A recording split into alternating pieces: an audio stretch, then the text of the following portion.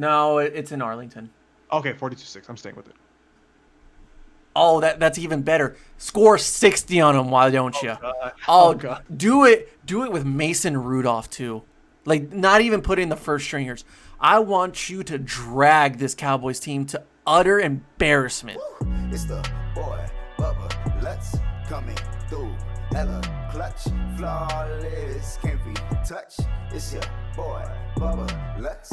Yeah, I need that hot take. I need the truth and everything that is not fake. So tell me. Welcome back, Bubba Bunch, to another edition of the Bubba Let Sports Podcast. This is episode 183. This is the Cowboys versus Eagles / Toilet Bowl review. It was. The atrocity that was the Sunday night football game on prime time, and the inevitable winner of the NFC East, it looks like. But Kevin, welcome to rock bottom.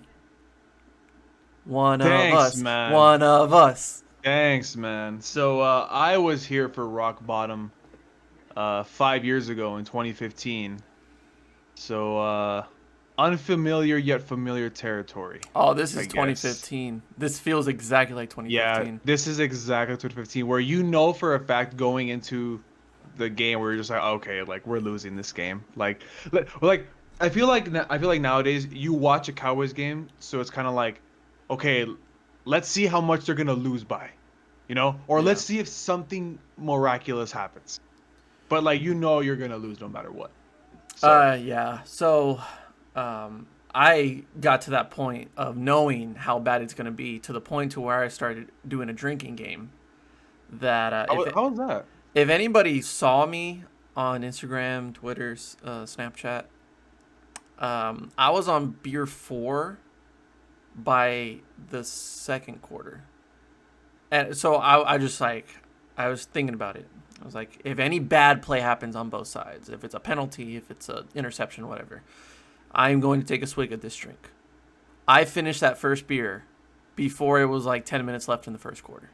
Oh God. And the amount of times I said Ben DiNucci that night, oh dear God, it was a fun time, because I knew that if I watched that sober, I would not be able to watch that game. I made it all the way to 4 minutes left in the fourth quarter before I gave up. And I think that's an accomplishment in itself. That is a morale victory. Wow, I beat you. I gave up by the 9th minute of the fourth quarter. Ooh, I mean, technically they still did have a chance. But After the very poorly officiated fumble recovery, that's when I stopped watching. couldn't tell you when what that was. I tried to forget what happened during that game. I think you don't remember a good half of that game. I'll be honest, no. And I'm glad, because Yeah, you should be glad. This was really bad. Another game goes on with the Cowboys not scoring a touchdown. But in the new beginning, in the new era of Ben DiNucci. I read a stat, and it was the Dak Prescott scored more points in the last full fourth quarter that he played in. So this was the game against the Browns. Right. He scored 24 points in that fourth quarter. Cowboys have not scored 24 points since. They have scored 22. Yeah. That's 3 full games. Lutz, how many quarters is that mathematically? Give me the amount of games. 3. 3, so you carry the 2. Uh-huh. That's Carry square root it. Carry the Dalton, and then add the Yeah. DiNucci. Add the DiNucci, the Gucci DiNucci. And then subtract Zeke. Okay, yes, because he's worthless. Apparently. So 12? Yes. Cowboys. Thank Dak God. Prescott has that's not a word, has single-handedly outscored these Cowboys in one quarter. Wow. It's great. Wow. It's a great time. It's a great time to Great be time. alive. Great time. Let's quickly go through this, because I predicted this whole thing. I mean, I predicted this whole game on the preview, where I said the way to win if you're the Cowboys is to create turnovers is to give Danucci more time, more possessions to make something happen.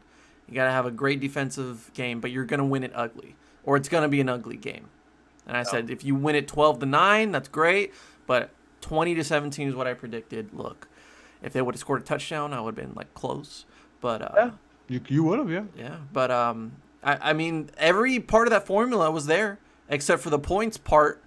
But I mean, when you think about it, you have two really bad teams. One can't control the football because of Carson Wentz.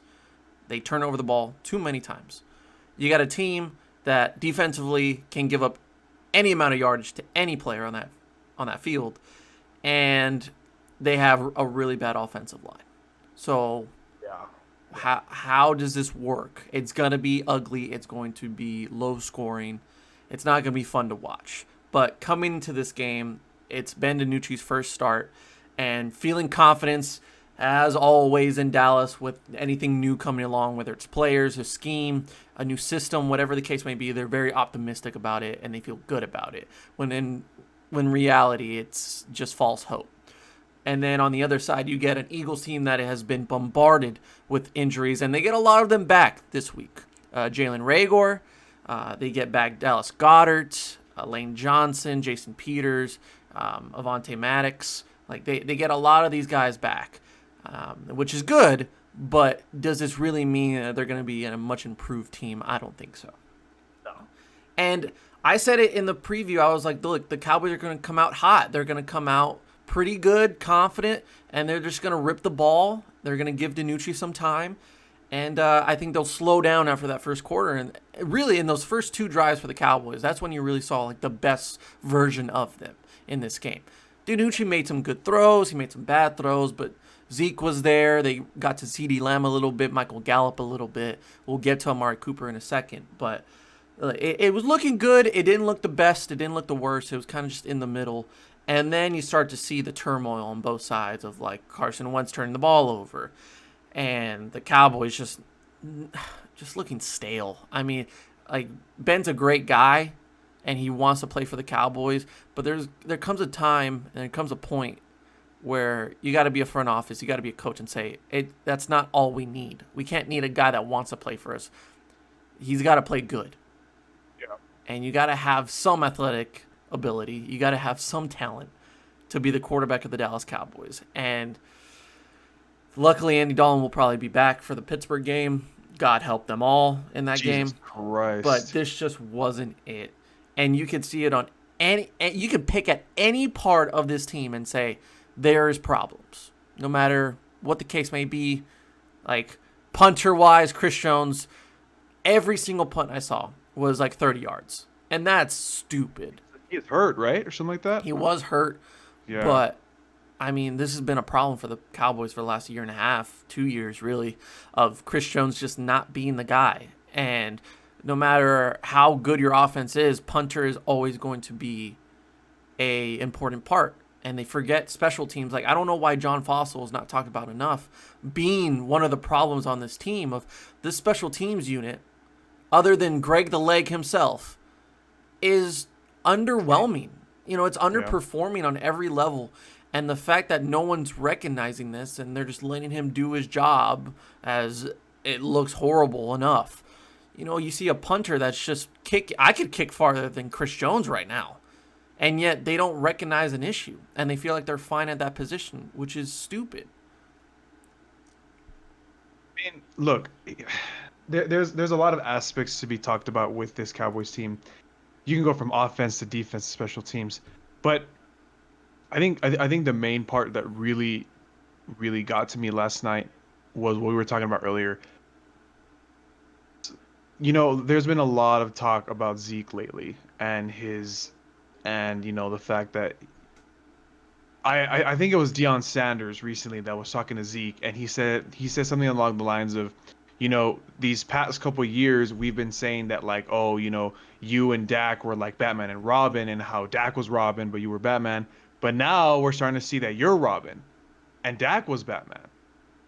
And I think these past couple games in this season has really just emphasized that point more, in my opinion. I mean, like I was telling you, and look, by no means, like I always say whenever I say an example like this, by no means do I have the right to, say anything about the skill of a football player. I'm not a football player, obviously. But I'm saying it from the basis of that I have seen Zeke for the past 4 years of his career in Dallas absolutely ball out no matter what. But this season, he's just been subpar. You can blame that on the offensive line. I get it. The running game is very, very based off offensive line. And we all agree here that the offensive line has been horrific for obvious reasons. However, last night, there were 4 or 5 times where Zeke had a clear hole, so clear, and he missed it. He ran the opposite way. Why?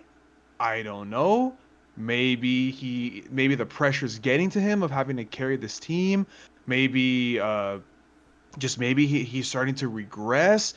I don't know what's going on, but this Zeke thing just is bothering me because, like you said in past weeks, we paid this man $90 million. $90 million. That is a lot of money for a running back. And the first year after we pay him, this is what we're getting out of him. So it's very rough to see. Now to your point about getting to Amari Cooper. Now, before you get into Amari Cooper, can I say something about Zeke?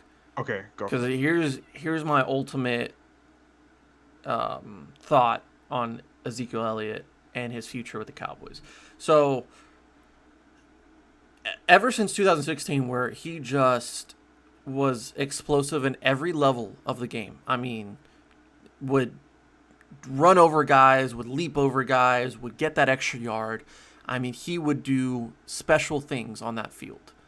And it just speaks wonders of his entire career, like he did in Ohio State, like he did in high school. And the type of athlete that is once in a generation in Ezekiel Elliott. It's very similar to Saquon that was around that same time.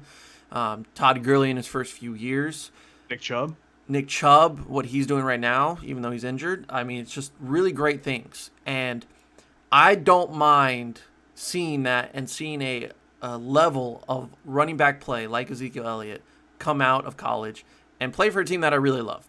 But I am still all in favor of getting rid of an elite level running back and do a committee of good / really good running backs that don't cost $90 million and can bring something to the table that you don't need a guy that can run for 200, 250 yards and 3 touchdowns. I don't need that. We're not getting that now because Ezekiel Elliott ever since 2016 has been an excuse level running back. 2017, the scandals going on outside of football with the domestic violence, with his attitude, with his character. The next season, he's a little bit overweight. He bulked up, but he needed to slim down. He still had the issues off the field, so that mental part of it really took over. Then the next year, it's like, oh, well, I mean, maybe it's just the struggles of the offense having to play back or from behind all the time, so it doesn't really fit his play style. It's more of a dominant running game, so he's not going to be involved as much. And then this year, with the first 2 games of the season where he showed me glimpses of what he did in 2016, and then ever since then, I'm seeing a guy that has not gotten 100 yards or over 100 yards in 14 of the last 16 games. So I'm seeing a pattern here of bad play, of a bad system that doesn't fit to what he wants to do. Mentally, I guarantee you there's still a lot of pressure on him and a lot of anxiety that he has to deal with because of, his character or his image around the league. And then you got to consider the fact that he has the pressure of the contract, of living up to that contract. And we're in the worst case scenario for Ezekiel Elliott. So when I'm seeing him on the field and I'm seeing him miss the holes like you talked about, whenever he does get a hole and he goes through it and just kind of runs out of bounds and doesn't get the extra 4 or 5 yards by trucking a defender like you see with Derrick Henry, like you see with James Robinson, you're seeing all these different guys effort-wise getting to that extra yard like I saw him do in 2016. I don't see that anymore. And then I'm seeing a guy that's not doing the same playmaking ability he did in 2016, but yet we're paying like he's done enough and still is doing that enough to earn $90 million. And then when I see him off the field, when he does get his rest, because he deserves it, he's on the field for a long time. I'm seeing Tony Pollard hit those same holes, hit those same gaps, and I'm seeing him gain that extra yard or two. I'm seeing him gain that extra playmaking ability yak on a play. And he's only getting maybe 20, 25% of the snaps. Yet I'm saying you don't have to pay that guy $90 million, and yet he's putting in more effort than Ezekiel Elliott. So how can I really say Ezekiel Elliott deserves to be on this team and deserves that money when I see Tony Pollard outworking Ezekiel Elliott, not fumbling the ball like Ezekiel Elliott, and not even getting the opportunity to show why? When there's this whole concept of this team saying Mike McCarthy's going to pick the best guys to be on the field. I'm making an argument right now that Tony Pollard is a better running back for the Dallas Cowboys right now than Ezekiel Elliott is. So my argument for trading Ezekiel Elliott right now is gaining traction every single week because 60 yards on 15, 16 carries? Yes, yes. Around that same mark, and we're seeing it every single week. I get that the Cowboys did not go to the running game a lot. They went to Ben DiNucci a lot, which was the problem. But this isn't a 1 week thing. This has been the concept all year long and for a lot of the other seasons as well, is that we know we got to go through Zeke in order to establish a running game, but these defenses are going to stack the box. They're going to put 8 in the box and say, you're going to beat us by passing.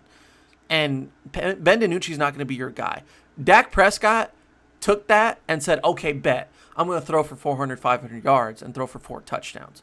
Zeke is not the best player on this team anymore. He's not the best athlete. It is Dak Prescott. And I see it now that Ezekiel Elliott is overpaid, that he's overrated.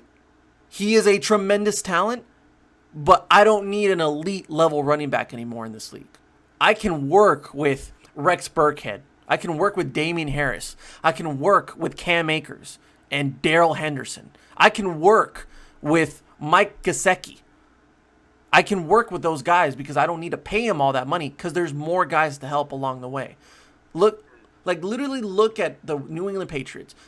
When do you ever see an elite level running back? I think Sony Michel has been the best running back to come out of New England in the past decade or so. Probably even more. But are they going to pay him $90 million eventually? No, because they're looking at J.J. Taylor. They're looking at Damian Harris. They're looking at Rex Burkhead. They're looking at James White. Those are 4 guys that you don't have to pay millions of dollars for. And yet, look at them. They utilize those guys so much. Yet in Dallas, it's pay that man $90 million, pay the other guy maybe $1 million. The Tony Pollard guy is going to outplay Ezekiel Elliott, which is ridiculous, which is stupid at this point. I keep going back to stupid, but it's just so ridiculous at that point to think that Ezekiel Elliott is worth being on this team anymore. I'm not overreacting. I'm seeing a pattern, and this is not a good pattern to see. There's 2 sides to the way I see this argument and the way how it's going. And I'll say it really quick before you go into Amari Cooper. There's a certain extent where I agree with what you're saying. It sucks. But then there's another thing that I don't understand. And I'm going to make this point. And I always seem to have this conversation with my other friends. What I don't understand is if Ezekiel Elliott could get 65 yards, 67 yards on 15 carries, right? Why not give him 10 more? Why not give him 15 more? Look, you made the point that Zeke is not getting 200 yards, 100 yards anymore. That's a fair point. But he's still getting 60 yards on 15 carries. On average, these last, 3 games before Dak unfortunately went down, he's still crossing 60 yards, 70 yards each. So while he's not the 2016 Zeke that we know, he's still somewhat getting yards. There's still at least some productivity. So I don't understand why we're not giving him the ball more. But at the end of the day, I rest my case because, like I said, to a certain extent, I agree with you. I mean, you can get 60, 70 yards on 15 carries from Tony Pollard. You could probably get it from Rico Dowdle if you really wanted to. That's not my problem because, yes, they should give the ball to running backs more, just in general, because that was actually a really good pace that they were setting last night. But there was also times to where I'm seeing them not go up to the line quick enough, and they're losing all this time, especially in the third and fourth quarter. And I'm saying, you got to go. Like, you're seeing that the running game is working. Why not do a fast-paced offense? Why not go no huddle and then continue to do these things? Like I mentioned before the podcast, like their Wildcat setup was actually doing pretty good. It wasn't the best thing in the world, but, Ezekiel Elliott finding those holes, he wasn't the best at that, but I like the idea of Kellen Moore being like, look, we're just going to say fuck it. We're just going to throw out the playbook that we've ran the last 6 or 7 weeks, and we're just going to throw anything out there. Let's just be creative. I mean, it should have been the case all year long, but desperate times call for desperate measures. And I like the idea of establishing that run that way, but you got to build off of that. So it's bad on both sides. It's Ezekiel Elliott not getting the extra yards and not pushing harder for his team. That's on him. But it's also on the coaches saying, well, we're getting some, we're getting some really good yards off of this basic run. Oh, okay, we'll go back to that after this play. And then after that, go back to the Wildcat and then set up the play action like that. But they're not doing that as well. My problem is that they're paying a guy $90 million to be in the system that is not going to fit him at all. And in the long term, when you're saying that the salary cap's the issue, well, you put yourself in that problem. You put yourself in that situation of paying that guy $90 million. And you're giving him all this money to do basic work that Tony Pollard can do. Like, I don't need Ezekiel Elliott for that. So if anybody wants to trade for him, by all means, we need offensive linemen. We need cornerbacks. So give us those draft picks. Give us that salary cap space. Because in the long term, it'll work out. And if we're on the basis of like a salary cap, Amari Cooper. Like we were going to get to him. Might as well talk to him about now. Like Amari Cooper is the same issue. The system, the patterns that I'm seeing, a guy that gets injured too much. Whenever this deal did get done of the 5 years, $100 million, and I told you, I don't like this deal. I love Amari Cooper. I love him to death. I think he is one of the most respected wide receivers that we've ever seen because he's just so team-oriented, and his route running ability is amazing. I mean, the guy, Phenomenal. He is one of the best receivers in the league. Don't get me wrong, and I don't want to get that altered with my argument. I'm saying when you went to Michael Gallup on a screen pass with one blocker 6 or 7 times, and it only gained about 4 or 5 yards, and you go to CeeDee Lamb in the slot, a lot in the first quarter, didn't see him much in the rest of the game, and you're going to Dalton Schultz more, you're going to Tony Pollard or Ezekiel Elliott more, and you even add Cedric Wilson to a lot of this game, and yet Amari Cooper's really just there. How many times did we see him just there last season before the money was given out? My biggest problem right now with Amari Cooper is I don't understand if it's his play, or if it's the decision making of either Andy Dalton / Benucci. Because, look, let's get something straight. For one, Avonte Maddox, really? Not even Darius Slay. Really? Not even Darius Slay, who was a great corner. I love Darius Slay, and I thought it was a good move by Philadelphia. Yeah, of course. You give me Amari Cooper and Darius Slay one-on-one, I'm throwing that ball up in the air and letting Amari Cooper take that. I'm letting him at least put in an effort. Because if you're only going to target him, what was it? Like 2 or 3 times? What was it? Amari Cooper, it was 5 times, and he only had one reception. Yes, exactly. But yet, every time that I saw them go to Amari Cooper, it was on a curl route. It was on a simple out route. Instead of sending him on a post route or allowing him to use that route running ability to the best of their ability. I'm seeing him doing basic stuff. And I'm like, you're paying this man $100 million to do basic stuff? Does this sound familiar to another argument I've been having with you lately? About who? About Michael Thomas, who I think is the most wasted receiver in the NFL. Yeah, but at least you go to him. At least not in a way you're forcing him to be involved, but at least with Michael Thomas, the yards after the catch are what really matter. I mean, that's how we got a lot of his yards last year. Well, Amari has that capability as well. We've seen it when he first got traded. He has it there. When he first got traded, that was 2 or 3 years ago. What That I'm was before seeing the now, injuries. what I'm seeing the last year and a half, like think about the Detroit Lions game, think about the New England Patriots game, where we saw him look injured, and yet he comes off the field and goes in the press conference and says, "Look, I feel fine. I'm healthy." And I'm like, "You don't look healthy, Amari. You look like you don't want to be there." He's a soft-spoken guy. I get that. But your body language says it all. And when I'm seeing you not even put in an extra effort on a block, or you're just doing basic stuff, you're catching just a 5 yard out route, well, that's just bad on both parts. And you're telling me that this is worth $100 million like it is for $90 million for Ezekiel Elliott? I'm seeing a good group of guys. I'm seeing CeeDee Lamb being the future. I'm seeing Michael Gallup being a stud, and they don't use him enough. The fact that they used him on a screen pass last night, and that's all, was just embarrassing. And then I love Cedric Wilson. They don't use him enough. You also got Noah Bryant. You can probably bring in another guy if you wanted to, maybe a John Ross in the future, and just incorporate him to the offense. I didn't need Amari Cooper to be paid $100 million to do what he's doing right now. And I'm seeing him have a limit to his snaps every single week. It was a pattern for this entire 2020 season. And even when he is on the field for a good amount of time, 1 reception for 5 yards. I don't think it matters who the quarterback is. Even with Dak in there, he'll utilize him in a way to be like, okay, you're in here. You're a part of a good group. But what I'm getting out of Amari Cooper, from what I expected in the money, it's not working out. Okay, so then let me ask you this question, since you have such a strong opinion on Zeke and Amari. Is this more on them and their playing ability, or is this more on the front office? Oh, it's 100% on the front office. Okay. Because what I want in this team is kind of the same thing with Dez.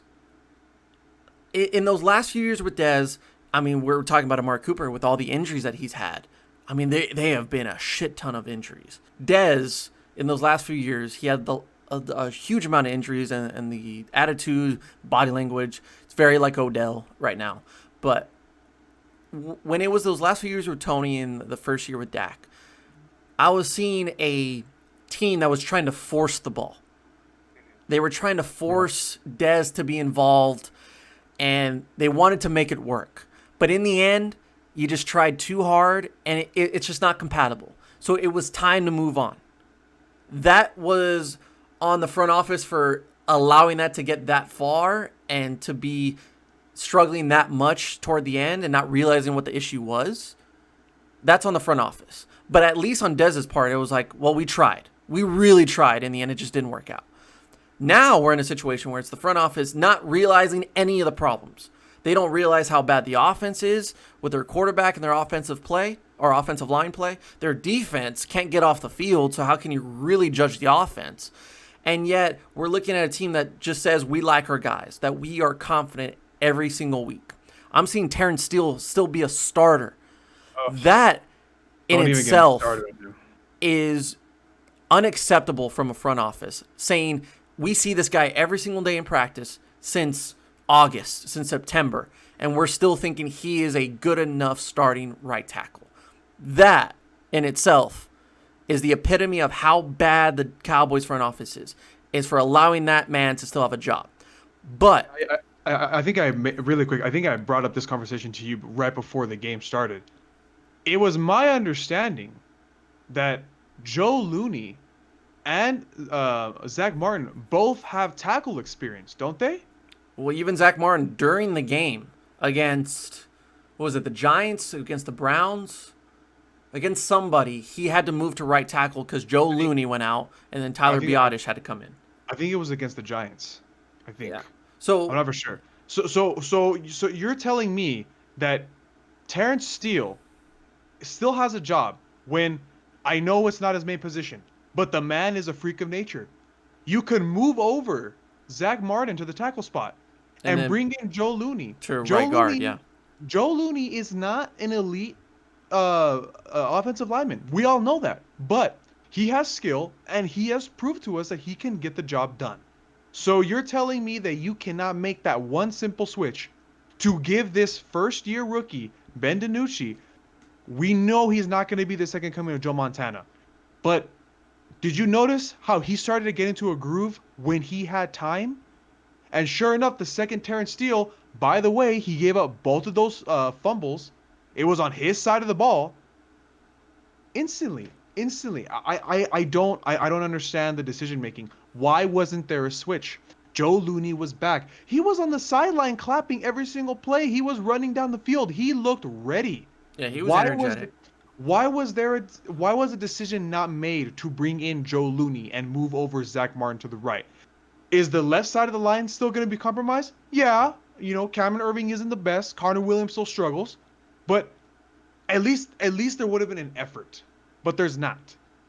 And to be honest with you, these comments about this unknown player or whatever that's been happening these past 2 weeks, these comments about the NFL, about the Cowboys head coaches being unprepared, it's starting to be more, what's the word? Apparent.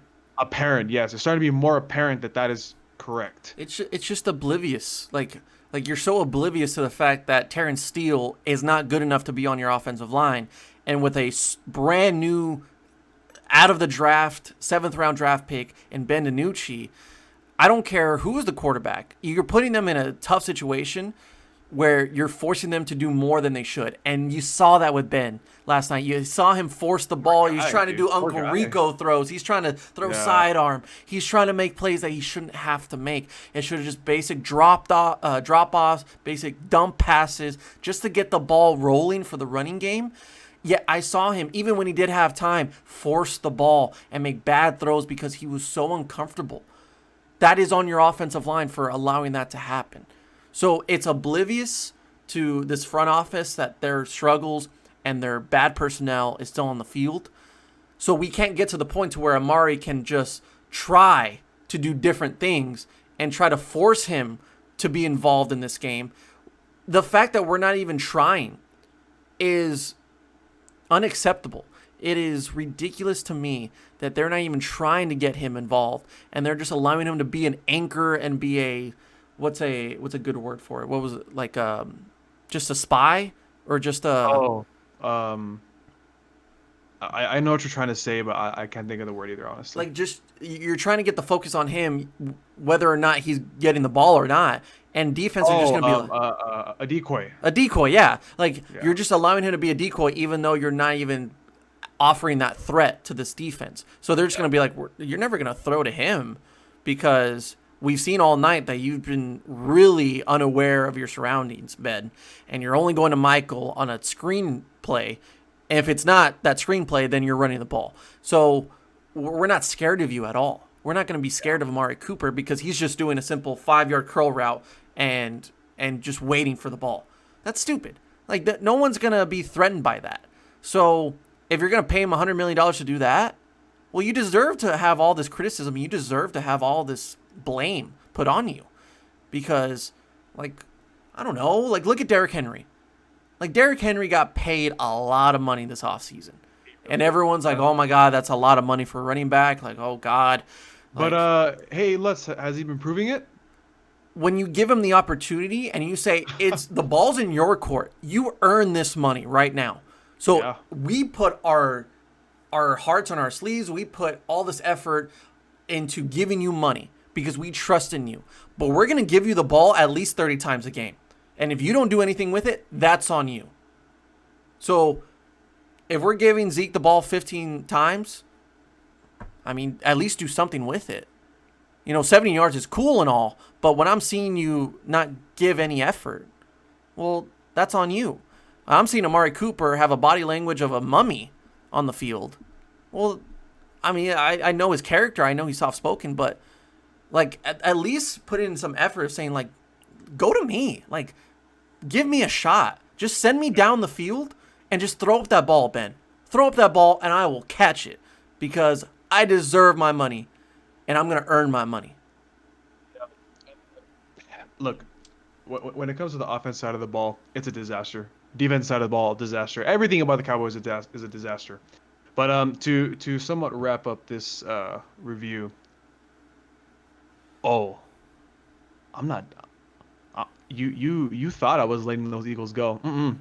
Oh Mm-mm. no, and I mean, Mm-mm. yeah, so we're Mm-mm. gonna criticize the Eagles as well because they did Mm-mm. not win this game either. They Mm. turned the ball over 4 times. If I may, sir, if I may, Go ahead. let me get into character real quick. Okay, number one.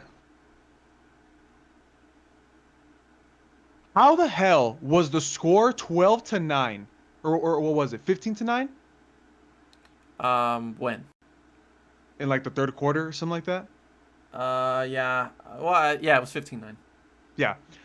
How was the score 15-9 in the third quarter when these Cowboys were playing absolutely horrific garbage? It is actually embarrassing how close this game was for the Eagles. That is so embarrassing. Carson Wentz, besides those 2 touchdowns, he played so bad.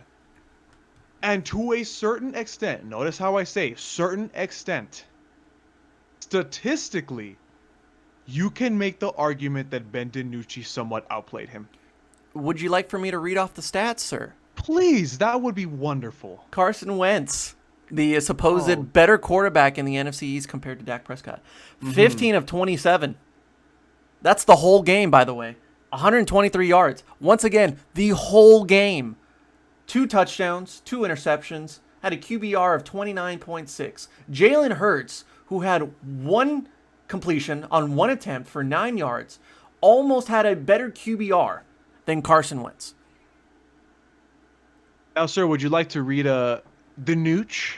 Ben DiNucci, 21 of 40, so more completions in the same amount of time. 180 yards, so he had more yards. His QBR sucked, so it was 21.2. No touchdowns, no interceptions. Like I said, I'm very well aware of those 2 touchdowns. Very well aware. However, take those out. And look at the turnovers. Take those out. Oh, dear God. Look at the turnovers. The 7th round draft pick technically outplayed Carson Wentz. You have got to be kidding me. You A- have got to be kidding me. A top 3 overall draft pick that gets paid over $90 million gets outplayed by a 7th round draft pick out of James Madison, let alone. That No. is worth a sponge, and he had more yards than Carson Wentz. Now, I'm not done yet. Carson Wentz, wow. Eagles, wow. Hey, would you say that Trevon Diggs played pretty well last night? To a certain extent, I think he made up for his really bad play at the beginning. But I don't think it was the most spectacular thing in the world. Oh. Would you like to explain why he, kind of made up for it in a certain extent? He got the turnovers. I mean, Oh, he so got so the... take out those 2 turnovers. Would you still say the same thing? Not really. He still gave up some big plays like he's done all season long. He's still making rookie mistakes, which is understandable. I think eventually he will be a great cornerback for the Dallas Cowboys. But I think right now, to put him at the above a level of what Anthony Brown's doing is pretty respectable. It's pretty understanding. So you're telling me that a cornerback that played horrifically last night, in my opinion at least, just because he got 2 turnovers, he was the highlight player of the game? No. I mean, Wow. Look. Also, not even to mention, hey, Lutz, can you believe the Cowboys defense outplayed until the fourth quarter, at least, because we all know what happened in the fourth quarter. The Dallas Cowboys defense outplayed the Eagles defense until the fourth quarter. yeah, that's very deceiving. I can't really judge a great Dallas Cowboys defense performance when Boston Scott was doing really well. I mean, He had an average of what, 7 yards per gain at some point? It was 7.5. Yeah. At 7.5, and yet they let Carson throw the ball, which was weird.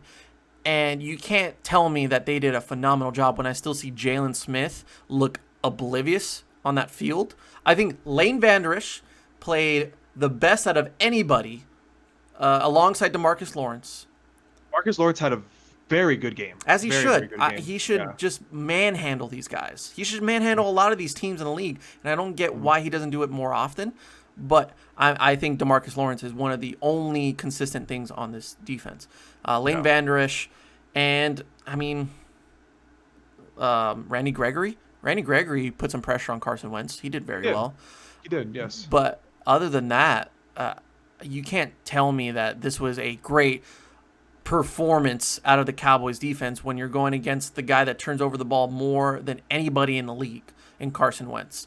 And yet they still looked okay for 3 quarters.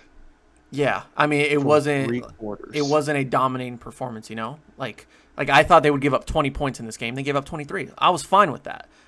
And I thought they were going to lose. So it doesn't shock me, their performance. But my problem with it is with Chris Collinsworth and Al Michaels, them always trying to be optimistic about this team and saying, oh, Mike Nolan's bringing a whole new defense. He's bringing a whole new scheme, and these players have never seen it before. And I'm saying, okay, I understand that. And I get that with COVID, with no real training camp, no full-on off-season, you can't really be a perfect defense with a new scheme through 8 weeks. What my problem is that in those 8 weeks, this has been the only where you can say, they did all right. Every week they're giving up 30, they're giving up 40, and they're giving up big plays. So how can we give them a break when in week 8, we're starting to see, they didn't give up a lot of big plays. They didn't completely break down in coverage. Yeah, they didn't completely suck for once. Week 8, at least progress through week 5, week 6 with 7. I don't think it's a good argument because, like you just said, we did that against a team very bad. Who cares? Who cares? If you can put up this same performance and you limit the Steelers next week to 23 points, I'll be like, you know what? Something's working. Something's working. There's something here. And I got to take a closer look at it to see how that happened. It may have been just a 1-week thing, but at least you say something worked. Something is progressing week by week. But next week, when the Steelers put up 40 on these guys, and everyone's like, what happened? We had a good week against the Eagles. I'll be like, there's your argument right there. You answered your own question. It's against the Eagles. It's against Carson Wentz that now has, 14 turnovers this season? 15? Yeah. And that's just off the top of my head. It could be more. Yeah. You can't give this team any credit because there's been time and time again examples of they have a good week and then you're like, oh, there's the old Cowboys again. I knew you weren't gone. So those Eagles, wow. Also, no, I'm calling Roger Goodell right now. If I'm every owner in the league except for the ones in the NFC East, and I'm saying, Raj, hey man, please, can you make an exception this year? Do you really think the Eagles are gonna win anything out of that division? What a waste of a playoff spot. Seriously. Waste. Seriously, what a waste, dude. The fact that you add on another playoff spot this season, and yet even to that point, none of these teams deserve to be in it. That's how bad they are. And you know what? I have more faith in a San Francisco 49ers team that has lost Jimmy G indefinitely, George Kittle out for the season, Deebo Samuel out for multiple weeks, Raheem Mostert, IR, Nick Bosa, Solomon Thomas, D Ford. I have a 49ers team led by Nick Mullins.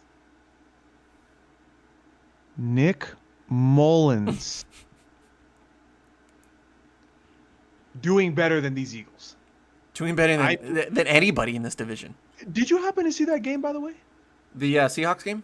Yeah. No, I did not. I got to rewatch it. Okay, really quick because we're getting high. We're getting pretty Yeah, yeah, yeah. up on time.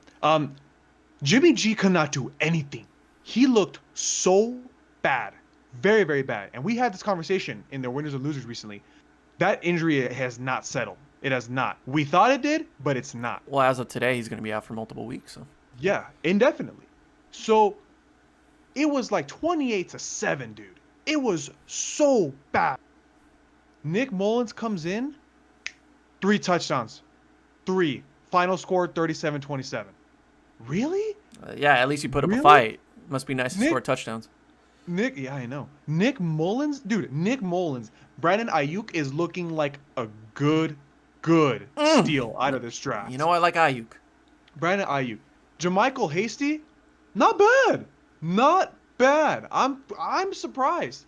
Even their backup tight end looked pretty damn good. I don't know his full name. I think it's something like Dwelly or something like that. I that's very disrespectful of me not to know the name. But my God, a Nick Mullins 49ers team is better than any other team in this NFC East. Jesus Because Christ. there's actual coaching involved. That's the thing. There's no coaching at all in this division. Yeah, so it's exactly what I predicted it to be as far as like how the game will go, and it was the toilet bowl. Like this game shouldn't it never deserved to be on prime time. It should have never been even like the third or fourth game on the schedule, like in like the CBS or Fox lineup. It should have been out all the way at the bottom. You know what I thought? I honestly thought they were going to flex the game out and they were going to put in like Seattle and 49ers That's what they instead. should have done. Yeah, I honestly thought that's what was going to happen. Like even the game tonight, which is the Bucks versus the Giants. I'm Yes. like, you know what? It's Tom Brady versus the Giants. There's been some history there. Even that, I'm more excited about than the Philly and Dallas game. Dude, even the surprising game of the week, Minnesota beating Green Bay, even that would have been better. Oh, I mean, That would have been way better. It was better. Like, I had more faith in the Vikings beating the Packers than I did the Cowboys beating the Eagles. That's how sad it is. That's how sad it really is. It's a joke. Hey, that Dalvin Cook guy's really good, huh? You know, he's something. He's something. He's something. He's something. You think he deserves the money he got paid? Yeah. I mean, No. you know what? think You know what's so. an easy job? Getting paid $84 million guaranteed to hand the ball off to Dalvin Cook. Kirk Cousins is a smart man. Hey, Hey, I'm you a can't smart throw man. interceptions if you just hand it off to Dalvin Cook. hey, I'm a smart man because I predicted that. You know. Whatever. Oh well, man. These are the Cowboys. These are the 2020 Cowboys. Hey, who are we picking fifth overall? I got to look at the draft. I got to look at the prospects. Because other than Trevor Lawrence and Jamar Chase, I don't really know much about them. But I'm looking at the biggest and baddest offensive lineman, and I'm saying, Ooh. hey, you want to come to Dallas? I saw this scenario. Check this out. Ready? I saw this scenario. It was, we let Dak walk. Okay. course. We let Dak walk because that's every single scenario. Oh, yeah, because they don't every need single Dak. scenario. Yeah, no. So we let Dak walk. And guess who we pick as quarterback, brother? Is it Justin Fields? Ring ding ding. No. I saw a scenario and I was like, there's a person in this world that thinks the progression of Justin Fields will be eventually better than Dak. I don't want to meet that person in real life. I don't. You want to know how much I love Dak Prescott, and I don't love the idea of Justin Fields? How much? Tell me. This man is probably the best quarterback to ever come out of Ohio State. I think Dwayne Haskins was the number one for sure, but Yeah. Justin Fields is just a baller. He's lights out. I love the Buckeyes. I mean, love them. I know you do. I will give props to any guy that comes out of there, and I will say he can make it in this league. I'm looking at Justin Fields, and I'm saying he will not make it in the NFL. No matter where he goes, no matter how good he is in college, no matter if he wins the Heisman, I'm looking at him going into the NFL, and I'm saying he is going to get beat up and battered and be out of the league by the 5 years. Because I don't see a pro-ready guy. I don't see an NFL quarterback in him. He's small. He's a great thrower, but in the crunch time, in those big situations like against Clemson last year, or any big game really, like outside the Big Ten, I'm like, he's okay. He doesn't take over the game like Trevor Lawrence does. He doesn't take over the game like Joe Burrow does. And at top 5, he's a bust at top 5. Hey, Trevor, go to Jacksonville. Yes. That'd be great. Oh, yes. It's a perfect fit. That'd be great. Sunshine. Also, I'm really pissed off that that good old Gardner's been up and down. I like Gardner. I like him. But damn, been rougher. I said on winners and losers. The magic just is gone. It's time to move on. Yeah. Time to move on from these 2020 Cowboys as well. Dear God, help us all, because next up is the Pittsburgh Steelers, undefeated. Ready? Oh, you like official score? Yeah. Okay. 42-6.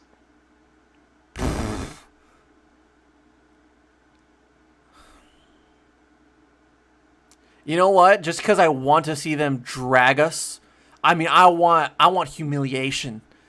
I want pure disgust out of the face of Jerry Jones in the box, while they get beaten 52 to 12. And wait, is this in Pittsburgh or Dallas? That's a good question, sir. If it's in Pittsburgh, I'm gonna change my score. No, it's in Arlington. Okay, 42-6. I'm staying with it.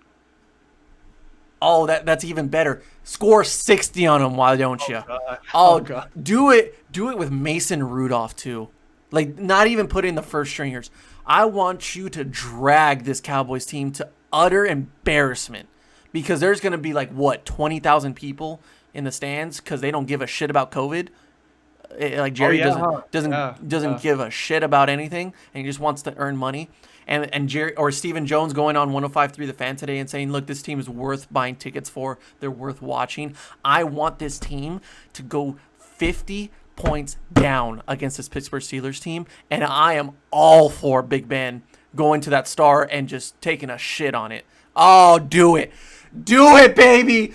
Woo! 52 to 12. My. Okay. All right. This is fun. Are we done? Yes, we are. We still got a preview to do for that game, too. Oh, God. Oh, baby. Is the preview going to be like 20 minutes long? No, I'd say if you're involved, either way. Yeah, that we do like 10 minutes of the preview for the Steelers game, and then we do like a preview for the rest of the games around the league and which ones we like. Like we want to watch. Yeah, because we're not going to waste our time with this Cowboys team anymore. Like, they don't care. They don't care. So why should we?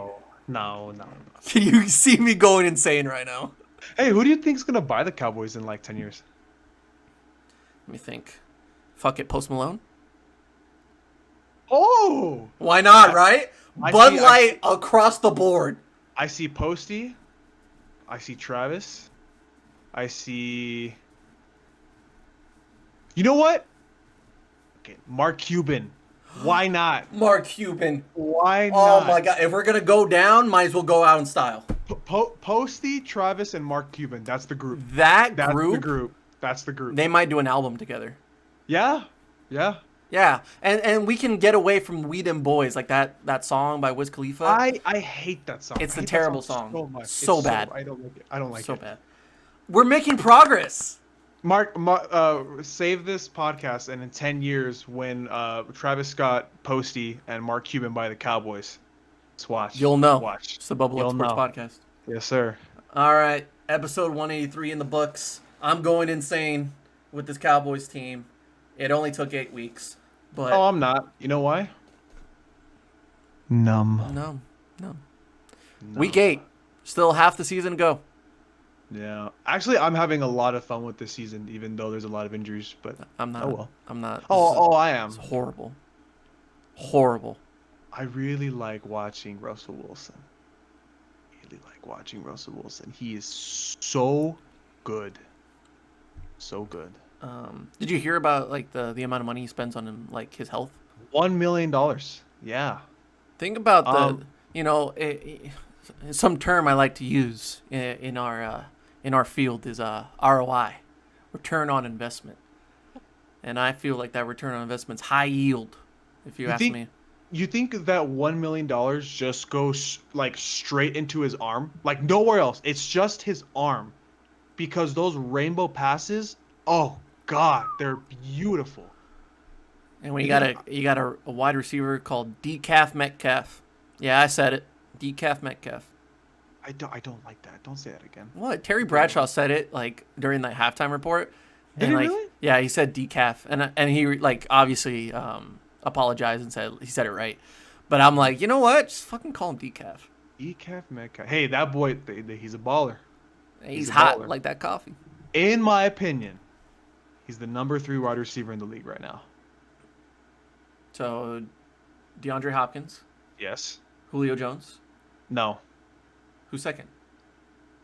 Adams. Oof. I'm gonna disagree with you on that one, Chief. Fair argument. I mean, maybe top five, maybe. I got to take a look at it, but Mm. I mean, I would have DK over Devontae. Oh, fair argument. Just saying. But yeah, let's save that for another day. All right. Uh, Um, subscribe, follow, donate, support by subscribing, and winners and losers tomorrow. I love that series. Let's go. Oh, I'm having a blast with that. Hopefully Yeah. you're here for that. Yes. Got a few guests lined up for the week. We got to do a halfway through the season. What's it called? Yeah. Prediction Or analysis. prediction analysis. Yes. Yeah. I think I'm gonna have another guest for that. So, Oh. special guest too, Oh. and preview for the Steelers podcast. God bless your soul for that one. And yeah, I think that's it for the week. But it's gonna be a good week. Good week. Good week. Good week. Good week. Good week. Good week. Say good week one more time. Week. Benvenuti.